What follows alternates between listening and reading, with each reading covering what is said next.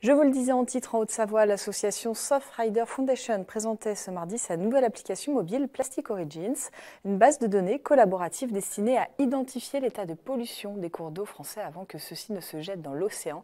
Une opération qui s'est déroulée sur les eaux du Fier à Annecy. Emmanuel Jodin embarqué pour nous, reportage.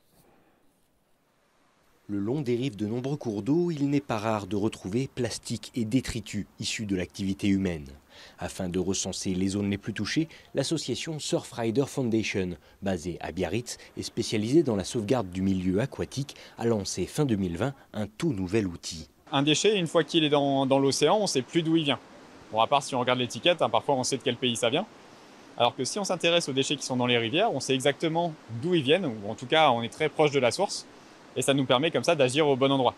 Donc notre idée à travers Plastic Origins, c'est d'identifier quels sont les cours d'eau les plus pollués, quelles sont les zones les plus polluées, pour derrière aller voir les collectivités et leur proposer tout un panel de solutions, de préférence des solutions préventives pour réduire à la source la pollution plastique.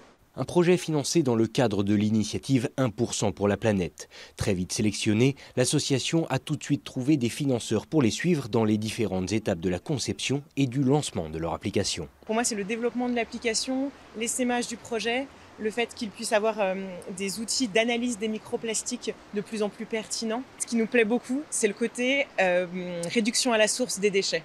En fait, quand on se rend compte que 80% des déchets qu'on retrouve dans l'océan viennent des rivières et des fleuves, on a envie d'agir. Et Plastic Origins, ça permet justement de qualifier, de quantifier, de comprendre le parcours des déchets. Et finalement, notre partenariat, ça prend du sens parce que nous on est une boîte qui fabrique des gourdes et des couverts réutilisables pour permettre aux personnes de réduire le jetable dans leur quotidien. On a donné 15 000 € l'année dernière au titre du 1% et on va redonner cette année 10 000 €. Si pour le moment assez peu de rivières sont passées au crible des utilisateurs, la base de données ainsi créée pourrait bien contribuer à la sauvegarde de nombreuses zones sensibles sans évoquer les retombées dans les mers et les océans. Quant au Fier, il devrait être classifié en orange comme rivière légèrement polluée et site à surveiller.